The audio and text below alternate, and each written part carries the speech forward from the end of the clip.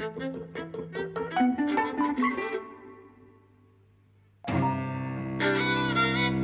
and welcome to Eavesdropping at the Movies. I'm Mike. And I'm José. And we've just been to see The Odyssey. Yes. Christopher Nolan's latest epic, nudging 3 hours long. The first film ever shot entirely with IMAX film cameras. Mm-hmm. IMAX has been kind of expanding what it wants people to call an IMAX film in recent years. So there are various digital cameras that have a kind of IMAX approved label on them. But IMAX film is a whole different beast, and it's what IMAX, the name, really should be, associated with. It's the full kind of 7-story high screen, different aspect ratio. And Christopher Nolan is the greatest proponent of this film system. And so since, I think The Dark Knight might have been the first film he shot partially in IMAX, just certain sequences. And ever since then, he's been increasing gradually the amount of IMAX film that he uses to the point where he's now made a film entirely with that. And that's unusual. I mean, obviously it's unusual. It's the first one ever. But it's unlikely. For one thing, it's very expensive. For another, it's very hard to shoot IMAX, especially dialogue, because the cameras are incredibly loud. We were just reading that for dialogue scenes here, may have also been the case with Oppenheimer last time, which is obviously even more dialogue heavy than this. They were using kind of soundproof devices to hide the cameras in, mirrors. A lot of work has gone into making this. Unfortunately, we haven't seen it in full IMAX. We've seen it in IMAX Digital, so it's a wider aspect ratio. The top and bottom, the screen is kind of missing. Obviously, it's been reframed and panned and scanned in order to get the composition that best suits that. But we were talking before we saw it about, and we talked about this before. We definitely talked about it in Tenet, about making a film where you're framing for 2 different screens at once. Even more than that, because in a conventional, regular cinema that's not IMAX labelled, I think the aspect ratio is different again. It's like 185. We were watching in something like 2:1, whatever it is. There's differences.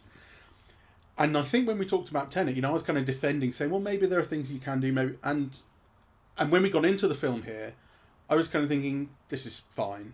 But there are definitely things you think I'd be missing here. And actually, the idea that this is a film which you can only properly see at a handful of locations around the world is something I feel less positive towards than I used to. It's still such a treat to go to an IMAX cinema and treat yourself to that big event. But if you're not going to do that, you are seeing an impoverished version of the final product, I think. Yes, though, I think we talked a little bit about this before. I saw an interview with Nolan where he was asked, do you mind if people see your films on a phone? And he says no, right?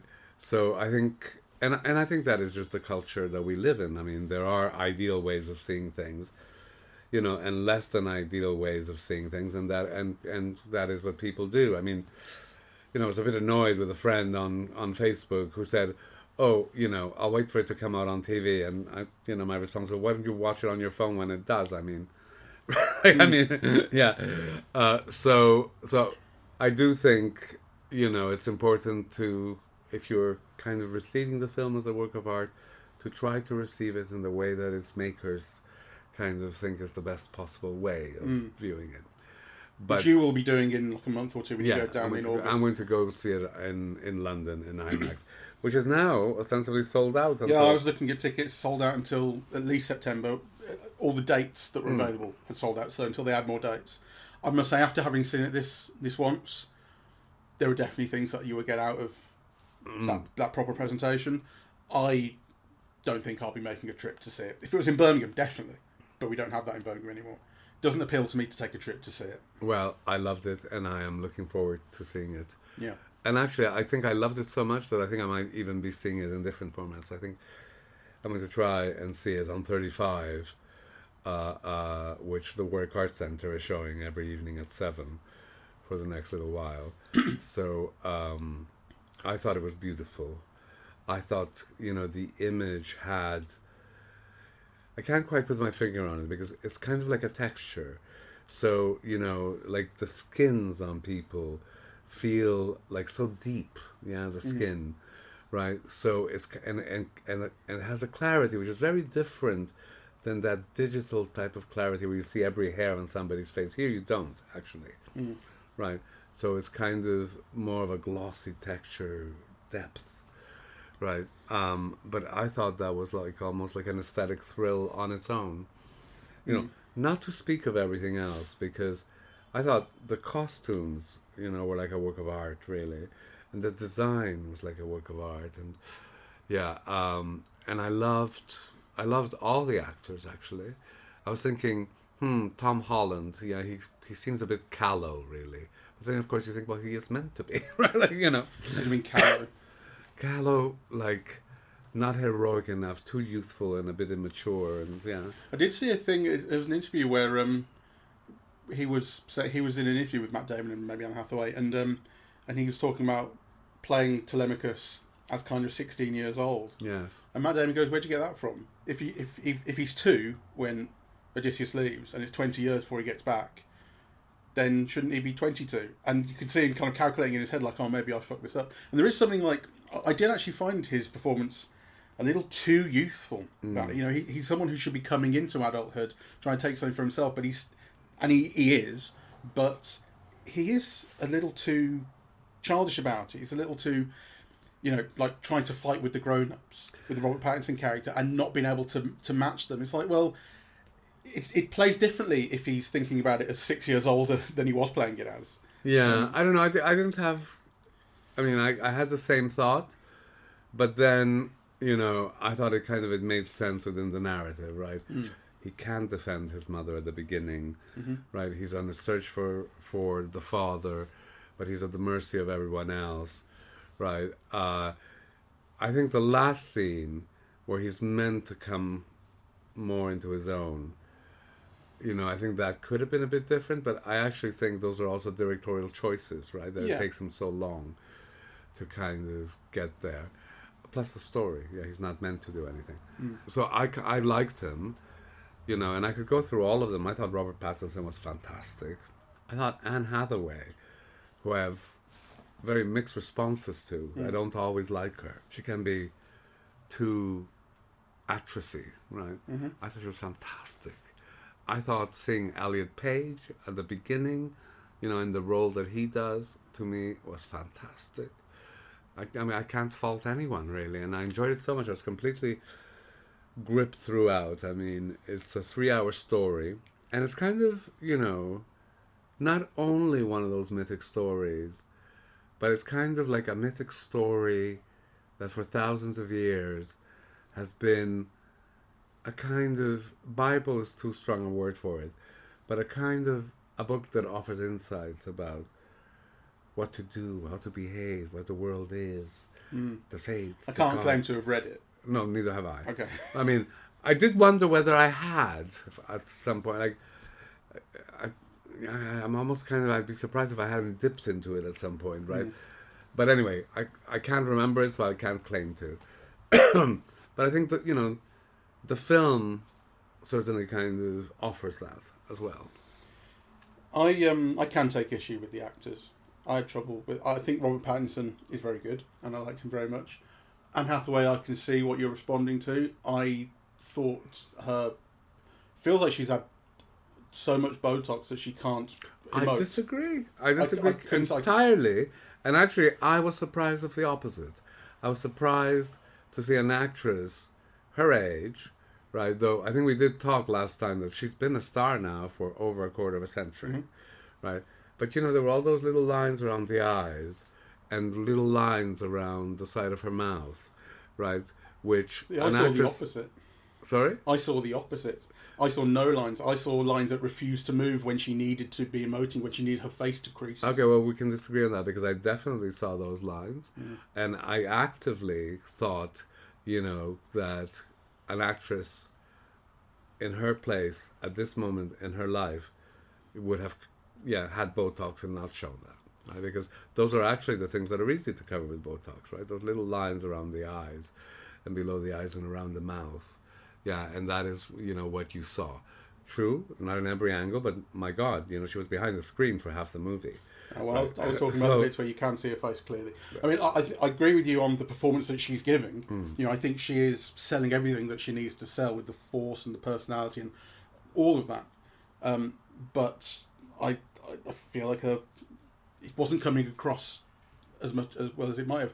I think Tom Holland, you know, people have been kind of talking about this as like a test for him, you know, because he's clearly got charisma, style, but, you know, he's very good as Spider-Man. It's impossible to imagine someone else as Spider-Man now, even though they are putting all the old Spider-Mans in film together. He's the best one. He's wonderful, and he has all of this youth and vitality. And when we saw Uncharted, which again was kind of a test, can he do something outside Spider-Man? Well, certainly he can. He made that work. He's a star. But the question of can he act in a quote-unquote proper film, I don't think he offered enough. Now, maybe there's too little for the character to do. That's possibly true. But, you know, to me, it was, and it's clearest when he realises that the beggar who comes back is his father, because the dog recognises his smell, lets him touch him. You know, he goes, "Oh, human." That should be, although he can't express it because he still has to keep the secret, you should feel. I did feel. No, I don't feel it from him. I found him very blank. I didn't think I mean, I thought that was very interestingly handled. Let me put it that way, because I thought it risked being overly cute, right? Because there's a glint in his eye, almost like a wink when he understands, and like a little kind of, you know, I thought that was being overly maybe cutesy, really. But I thought he conveyed it, you know, entirely, and I thought it was very moving, you know, especially on Matt Damon's lines, and your father would have been very proud of you, or whatever. I was very touched by it. Not moving enough to me. Well, I was. I want to feel, and, you know, this, I think we've talked about before about how, you know, I think it's a Michael Caine thing about women will cry, men will do anything but cry, and that itself is an extremely emotionally affecting thing when you see someone trying their best to keep it in. Well, I didn't see them trying to keep it in. I just saw them having this understanding and kind of agreeing to it, and it's trying to sell you on this reunion, and I didn't buy it at all. I didn't go for it. It didn't work on me. It did on me, so... So I just kind of had these troubles throughout the film, kind of when it comes to the sort of structuring. So the film is told non-chronologically, and I think it's a really smart decision, and it works fantastic. Very well. One thing Christopher Nolan, in my opinion, is extremely good at is starting his films. Not enough kind of... You know, people always talk about endings of films and can you get it right and stuff, and that can be difficult. But the start of a film, how do you get a story going? You don't say, "Hello and welcome to the Odyssey." Christopher Nolan gets into his films so fast. You're in the middle of it. People are talking to each other. They already know each other. You're having to catch up with them. And it just starts moving. You know, he does this with all his films. I think he's very, very good at it. And so this film just starts moving. It starts off with actually, I think Travis Scott is a guy. I think is he a rapper, Travis Scott? I don't know. Who's telling the story. And, you know, so much of the film is structured around telling the story, which I think is a nod to the oral tradition that the Odyssey and the Iliad were, you know, passed down through for so long. People are telling the stories about where they came from, and then you go into, you know, you're told this as in flashback essentially, but they tell it for so long that when you get back to the guy who's telling the story, you're like, oh yeah, that was a flashback. You know, you just get right into the past of it. Well, I think it's a bit more complicated than that, if I remember correctly, because the thing is, the film keeps going backwards and forwards. Yeah. It's almost like memory, the way that it's structured. You know, and I thought that was one of the film's great achievements. It is, yeah. Because, you know, you feel that you know exactly where you are. You're never lost in it. You're never lost in it. And yet what it's doing is very complex. It's kind of moving from one time to another, from one consciousness to another.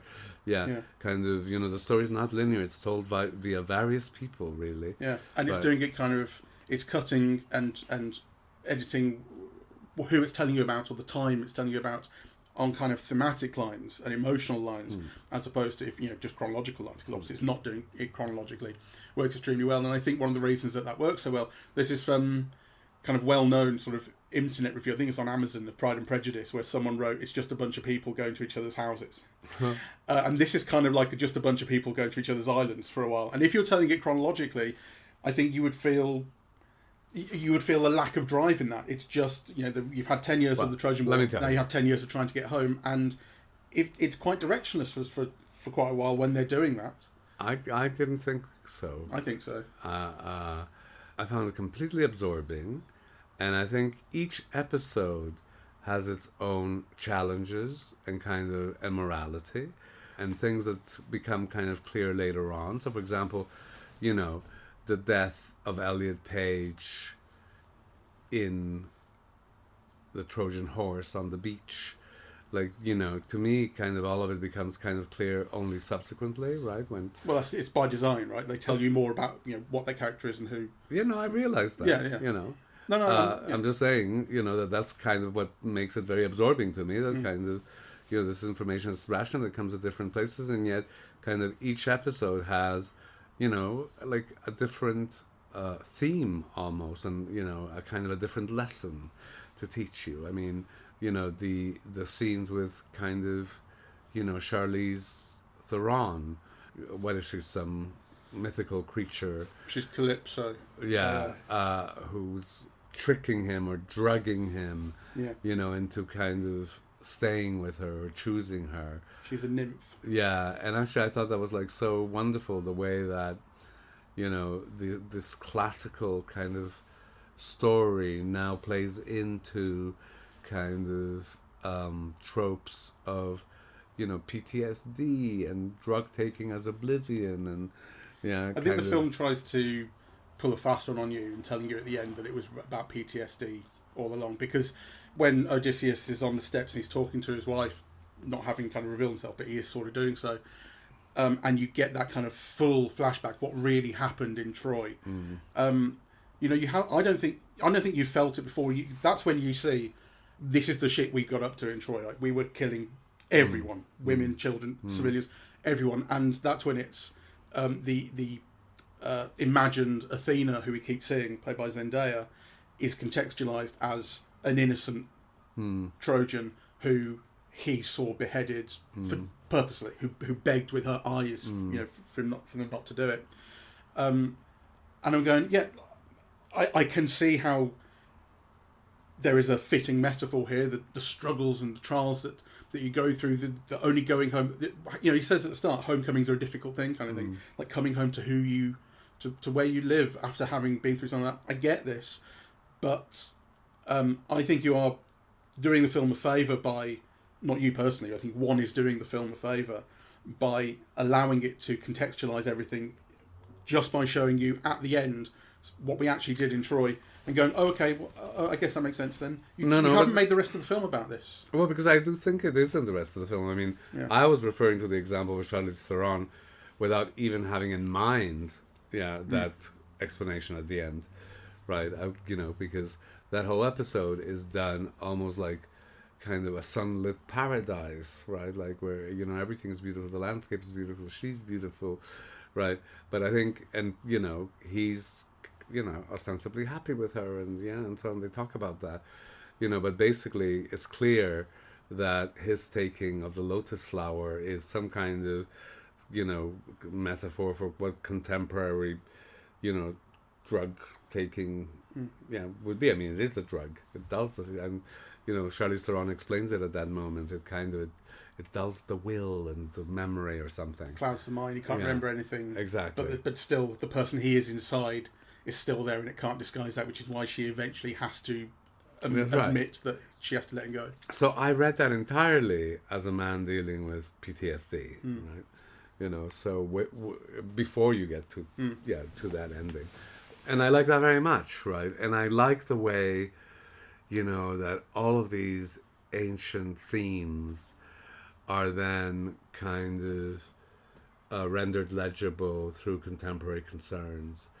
Right, so the thing about Circe, and turning the men into pigs, and and kind of all of that really is kind of such an obvious kind of commentary on contemporary sexism and so on, and indeed Penelope's discussion with him, have I not been a queen for 20 years, right? The same, right? So I think kind of the film is. A kind of a wonderful deployment of like these classical stories, which have ceaselessly through the centuries kind of been used as kind of runes through which to read contemporary life, continue to work in that way, and I think very effectively. I think Circe works very interestingly. I think Samantha Morton's performance is interesting. It's fantastic. You know, she rules this island where she lives, which has got a lion on it, a panther, a tiger. What's going on here? And when the soldiers approach her, even though they say we're coming in peace, all we want is food, she's terrified and scared. And you have this image of a woman who is responding very viscerally to the threat of a man. It's like it's I think it's super gendered. It's not, you know, he's like, okay, he's a soldier. He's not just any man, but it plays that she is terrified for herself as a woman. I think it comes across. It does. But then, you know, it reveals she has all of this power that she uses on them, and I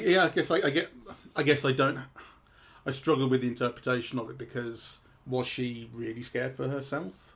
Was she playing a part? Went to lure them in?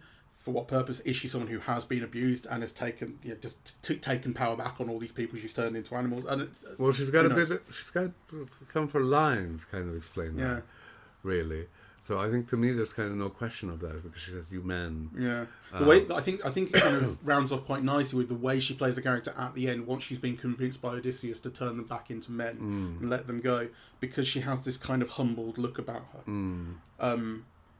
She didn't have to do any of that. But she did. Yeah, I think it's clear in the film that she is vulnerable, in the sense that she's a witch, right? Yeah, but she can only turn the men into animals by feeding them meat. Yeah. So right? there's a kind of potion aspect. So from that moment where they walk into the island with their armor and their weapons, and unless kind of they decide to leave their armor outside and eat, she is vulnerable. Yeah.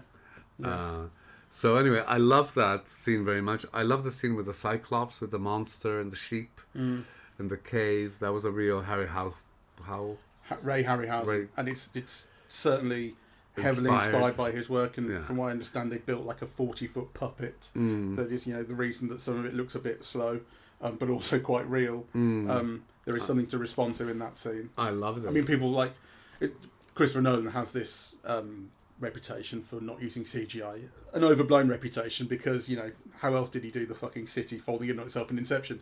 But, you know, he avoids it where he can, it seems. And people were saying with the Odyssey, well, how is he going to do a Cyclops? You know, like, how are these things going to work? Obviously, there is definitely computer-generated imagery involved in that. You see the look of the face, the way the eye blinks, like there's digital manipulation involved here to make it look that good. But he's also using traditional means to get what he wants. It looks fantastic, and it's a wonderful episode, really.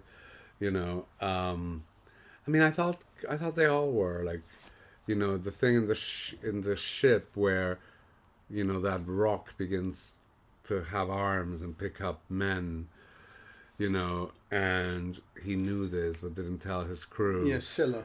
Yeah, I mean, so, you know, what is your responsibility to the collectivity? You know, how can people be sacrificed, or can people be sacrificed? Yeah, it raises kind of all of those moral questions, really, I think, in kind of, you know, very interesting ways. I didn't really think so, I must say, although I can see what you're responding to, and I don't think there is no reason to say that. But, you know, one thing I was thinking was, so much is based on kind of prophecy.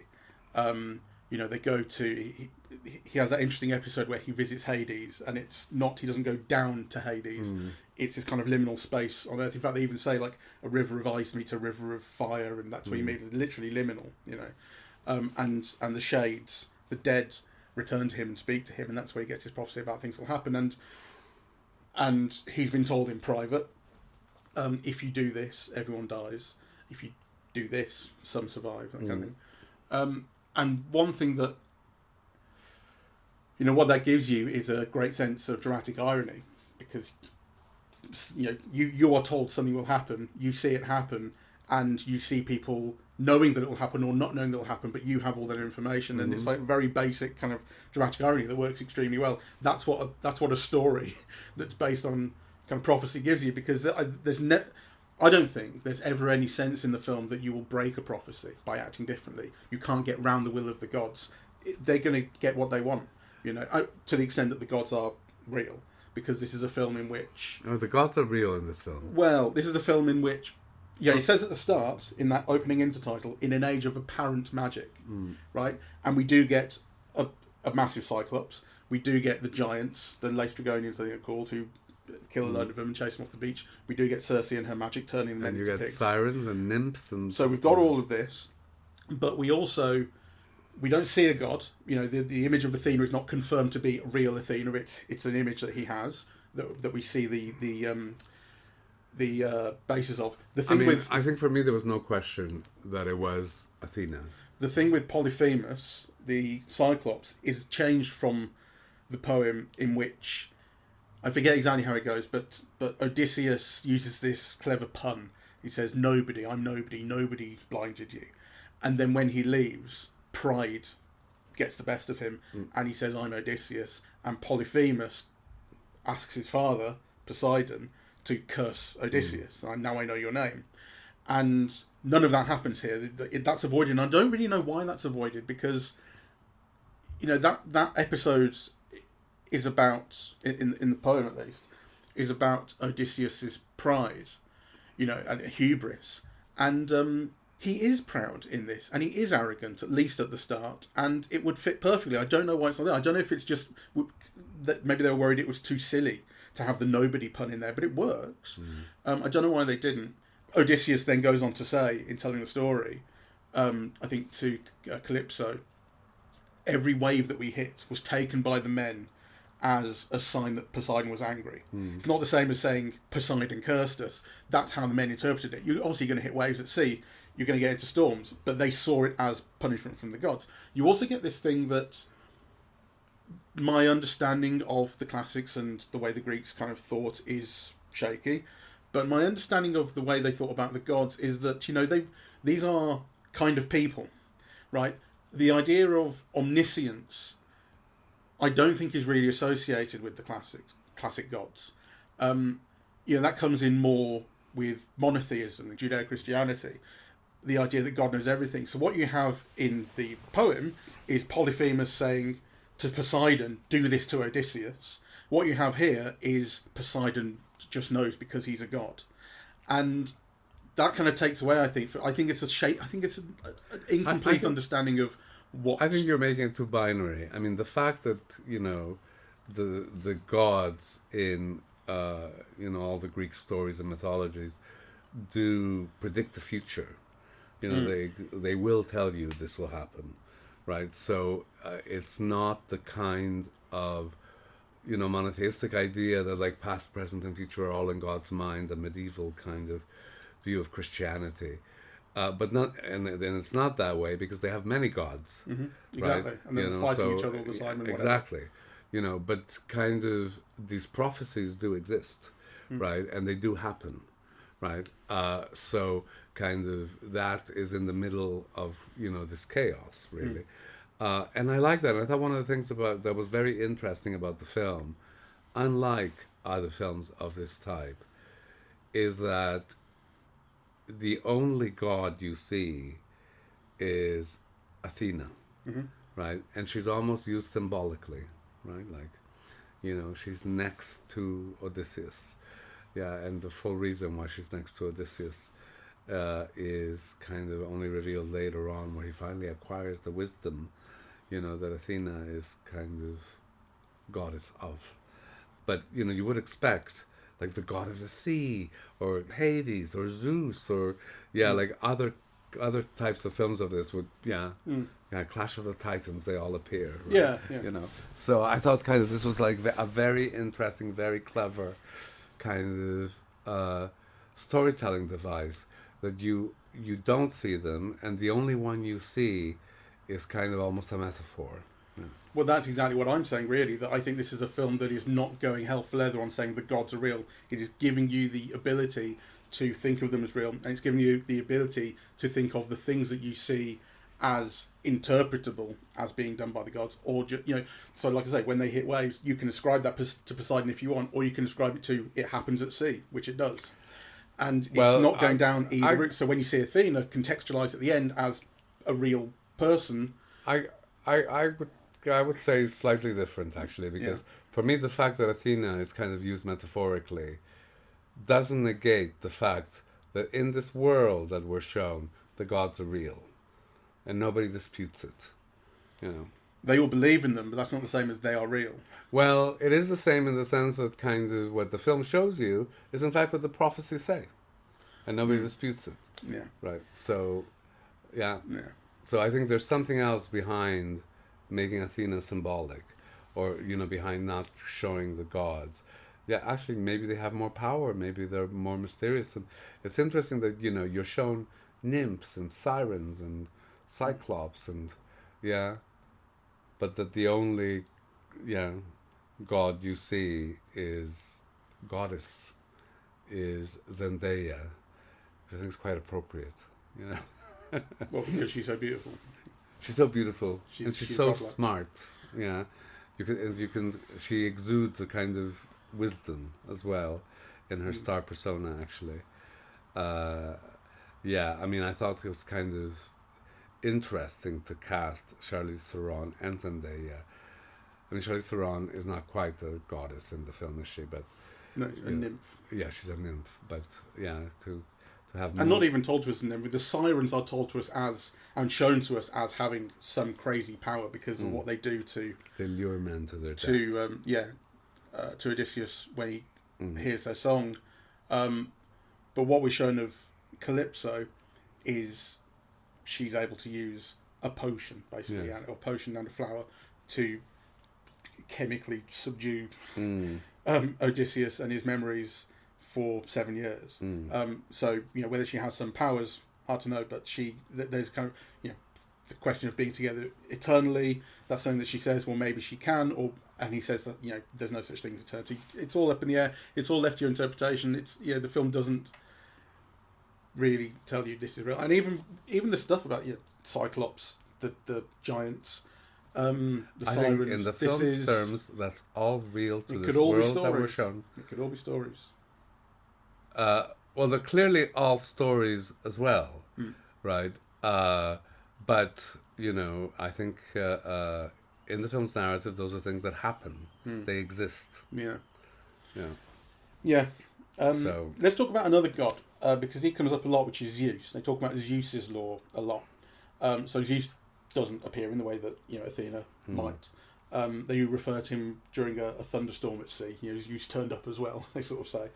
But Zeus's law comes up a lot, and this is again something that is kind of common to the classics, ancient Greek sort of culture, and I think it's told to us in a slightly muddied way. It's explained to us twice at the start in two different ways. One is that it's about hospitality. Don't turn people away because they might be a god in disguise. Again, this is something you get a lot less once you get into the Judeo-Christian era, is the idea of someone turning up in disguise and they turn out to be a god, just walking around. No, this is something that happens a lot in the classics. The gods turn up as people, or they turn up as swans, or whatever. So it's about the kind of fear of retribution. Because it's not. I don't think it comes across as it's the right thing to treat a god well. It's the wrong thing to treat a god badly because they will hurt you, is the implication, I think. The other way it's explained is in a more general, the golden rule way. Yes. Do unto others as you would be done by. And at least in the film's terms, I don't think these quite match up because what is not told to us about Zeus's law in the first sense, the hospitality sense, is you should also be a good guest. So all the suitors who are there to try and win Penelope because everyone thinks Odysseus is dead, they're eating her out of house and home and have been for years and years. And the onus is always on the hosts to not turn them away. Any of them could be a god who will offer their retribution. There's no onus on the guests to reciprocate. Well, I think the film works with that because, I read Zeus's law as kind of a metaphor for law and order. Yeah. Yeah, because once people stop following Zeus's law, I think what the narrator tells you, there'll be 500 years of barbarism as a result of this. The world descends into barbarism. Yeah, I mean, there's talk about, in other places, like Sparta and wherever, there's talk of all this stuff coming because Zeus's law was broken down. Exactly. Yeah. So, and I think that does apply to the guests as well, because actually, you know, what you see is the guests constantly breaking that rule, that they're terrible guests and they have terrible intentions, and they do eventually get their comeuppance. And they do get their comeuppance, right? So, you know, so I think it's, again, you know, my thing about the film being so interesting, you know, aside from being so beautiful and kind of, you know, moving so well, I wasn't bored at all.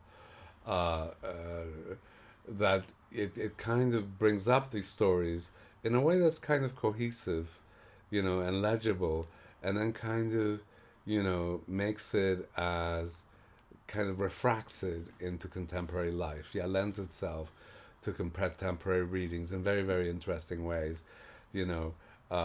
And you know, I mean, people were saying, oh, it's a woke film. It is, you know, it uses trans issues and, you know, race and kind of women's issues and kind of, you know, well, they were always in there, in this story, but kind of, again, you know, kind of weaves them seamlessly into the story of a man trying to return to his wife.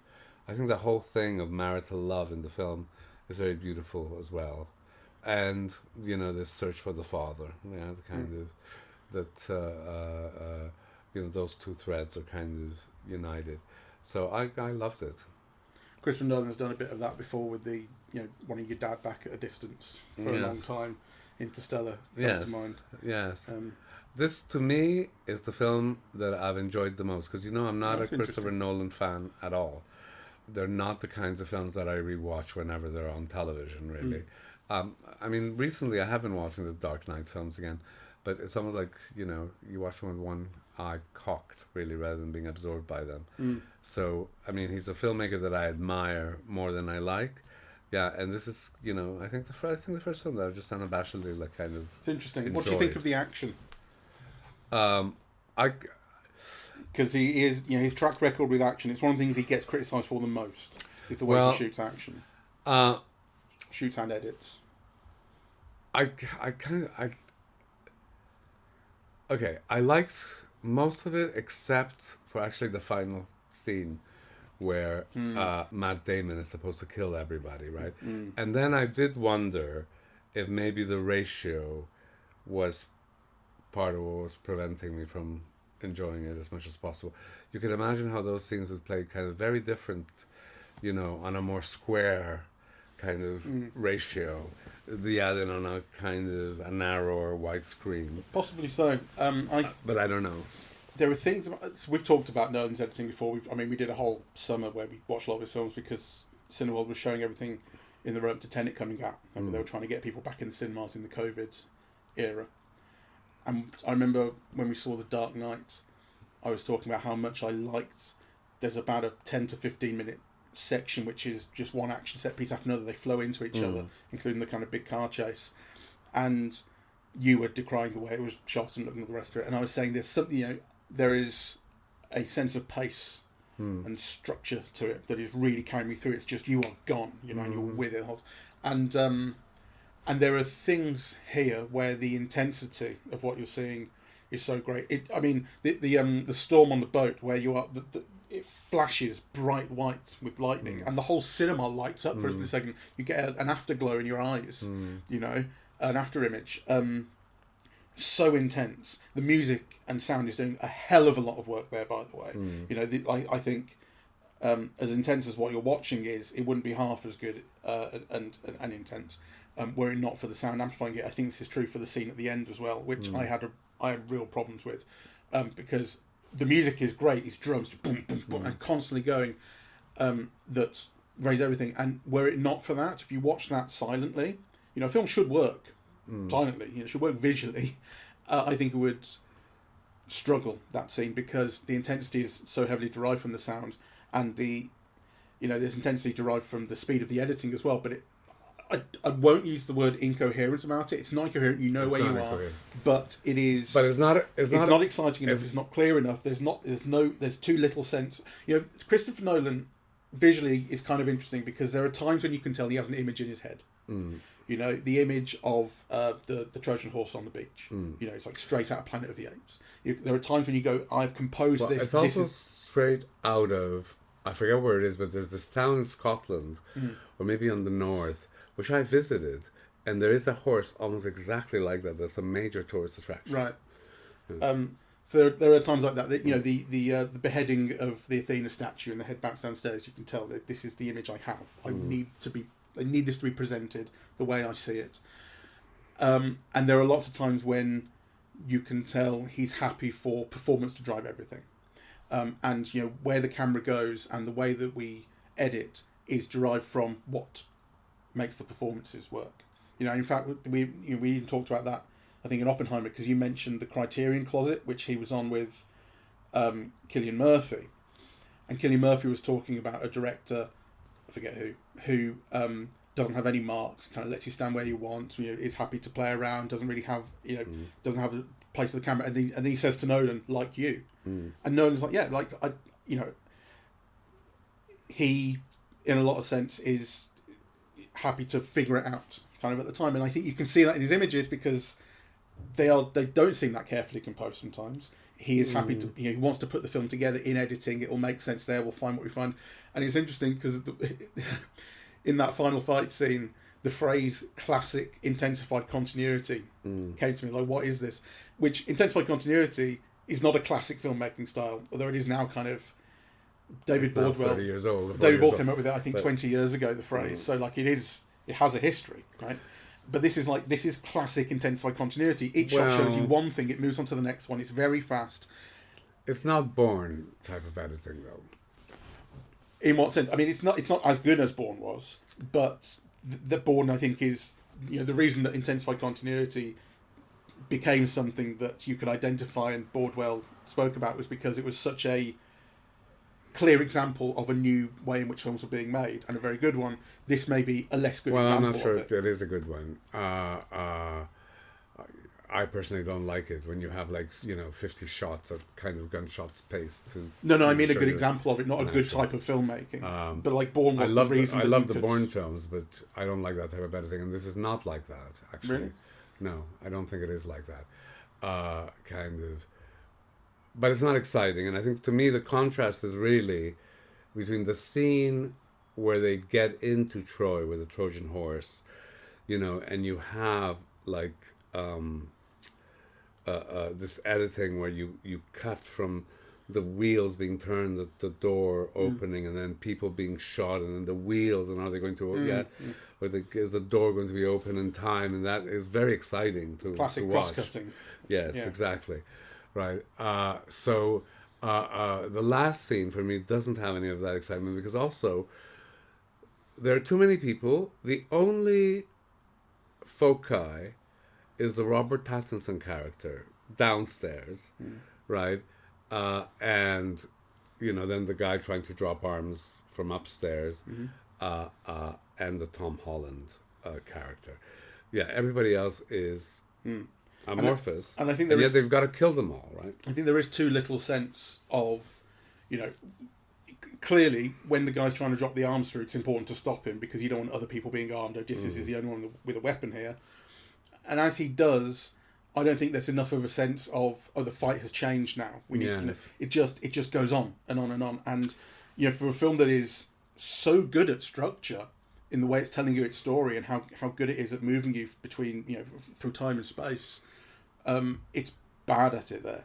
I think it is a very bad scene because the killing of the Robert Pattinson character is not dramatic enough, right? It almost happens too quickly. So he's hiding and hiding and hiding, but actually then, when Odysseus gets to him, is like a few words, the thing in the mouth, and I mean, that should have been some kind of grand culmination of something, right? And it isn't given that weight. And likewise, the fight upstairs with Tom Holland, that should have charted a progress or a change of, that character from a boy into a man, right? That fight should have kind of, demonstrated that transformation, and it doesn't. I mean, when they're leaving at the end, Odysseus goes off with Penelope to the west. They chase the setting sun, whatever, and she says Telemachus will be king, and you're going, can he be? he wouldn't have been able to fight any of those people on his own. I mean, okay, a lot of them are dead now. But, like, is he still supposed to be a king? We haven't seen this person become the person who needs to... I think, his character lacks. It's a very badly thought out character, because you could have shown him develop alliances, strategy, the way that his father did with the kitchen staff and, the shepherd, and also being a leader is about building all those relationships and being able to mobilize them, right? You never get quite that's never really shown, and that's not the actor's fault. That is kind of, the way that the character is embedded here in the narrative, which I think is too narrowly focused on Odysseus, really. Which is, that is what the film is about. But I think, I think it's a problem in the writing, actually. Like, it wouldn't have taken much to just build those things, really. Visually, you wouldn't have had to say anything, or no dialogue is necessary. Why doesn't the son have some kind of relationship with the traitorous slave girl, or with the loyal kitchen staff? You show him, having a relationship with the shepherd, training him, but what's that about? And also, the other thing that I found kind of unsatisfying, in terms of what it gives, is the whole John Bernthal, the Menelaus. Agamemnon's brother, I think. So obviously you need to bring Helen of Troy into that and so on. But actually, that also should have been if there's something being told there about development or change or, complexities to the Tom Holland character, I missed them. And also, I was very unclear on what Menelaus was kind of here for. Is the implication he attacked Helen of Troy, he scarred for some reason? If that's a story, I'm not aware of it. I don't think it's explained in the film. We get that line of dialogue which is so clunky, where they talk about how Agamemnon died. I think they tell Telemachus, and she says, my twin sister Clytemnestra, just to show, just to explain it, why in the shot you're seeing, it's also Lupita Nyong'o. So clumsy. Well, why is that necessary? But anyway, I didn't understand kind of what we were supposed to be getting at that, and why we were being told this little family thing. I don't know. Yeah, maybe that would become clearer on second viewing for me. I think the audience response was so interesting to me, because it was completely sold out. And I did feel that there was an energy in the room that everybody was like riveted, really. Kind of. And then at the end of the film, there was a smattering of applause. Very unusual. A couple of people tried to make a bit of applause happen. That's right.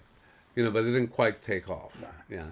So, but there was a smattering of applause. Kind of people applauded at the end. A little bit. Yeah. That was interesting. So I loved it. And I'm keen to see it again. It's interesting, we were talking about Disclosure Day last time, and you were talking about how the film was being sold on the back of Steven Spielberg, more so, or at least equally, to his actors. And they were, Emily Blunt is as big as a woman gets in film.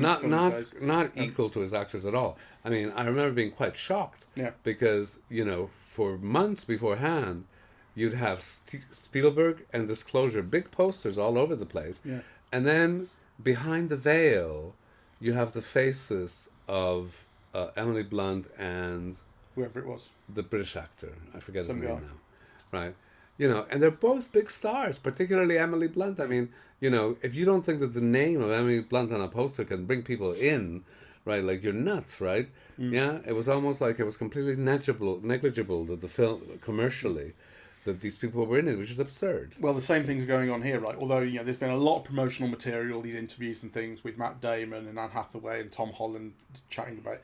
So there is that, but people are there for a Christopher Nolan film. Sure. Christopher Nolan has a massive name, as big as his stars. People, like, if someone else is doing the Odyssey, it's less interesting. But I don't think someone else doing the Odyssey is going to pack out a cinema like this did. But believe me, people know that this is an event. I've been watching YouTube, and the publicity of the stars is relentless. I've seen interviews with Anne Hathaway and Matt Damon and Lupita Nyong'o and like Safdie and you know, kind of everybody, you know, and sometimes all of them are together, and sometimes one appears in the GQ, and the other, like, the whole world knows who's in this film, right? There's like, a huge amount of it, but this is not the first film that's had that kind of promotional sort of push, and it's done that with its actors. Lots of films do that, and yet this is bringing, this is selling out the cinema, kind of, and I think it's partly that Christopher Nolan's name is so huge,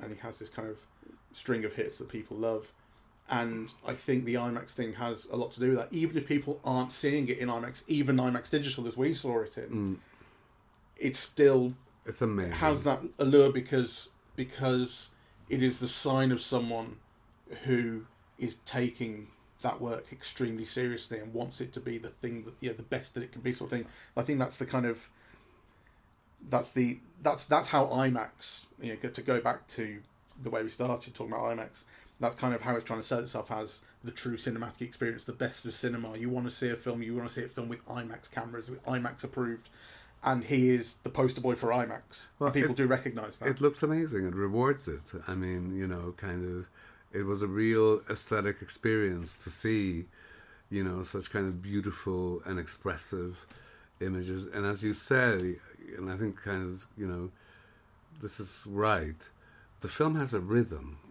I was kind of, thinking, why am I not bored? And actually, it was just because it kept moving in such a kind of, it had this flow, really. It just kind of pulled me along. It does keep moving really, really well. And it looks beautiful throughout. And, sometimes you're just marveling at a landscape or the colors in the sea, like those scenes with Charlize Theron. It was like all those different types of blue that, you see this amazing beach and then like the sea and the horizon. They bump up the saturation for that to make it look so idyllic. It was beautiful. It's fairly grey the rest of the time. Yes, but then you'll get an orange sail or an orange reddish sail, or, I mean, the use of colour is fantastic, really. I think the colour is, it's intensified when it needs to be, like the siege of Troy, kind of at night and then bathed in kind of red and fire and stuff. Like it's very much intensified there, and it pays off. If the whole film's like that, you don't get that sense of, kind of, where you don't get that rhythm to it. I suppose there is a rhythm to the way that colour's used, and a lot of the time we're not doing a massive expressive amount with this, but that's because when we are doing that, it pays off more. I think that's the way. I think rather like those shots that I talk about where you can tell this is a shot that's in the director's head. He has to see it this way. They come along every now and again, and they are more impactful for it in a way. Maybe that's making an excuse for what is otherwise a little more mediocre, but it's also true. I mean, I think, to be honest, there's little that's mediocre in this film for me. Those scenes with Anne Hathaway behind the screen, and then how so many of their conversations, take place with, like, the faces blurred, in this kind of very expressive way where nothing is being cleared, things are being obscured, the screen functions in all of those ways.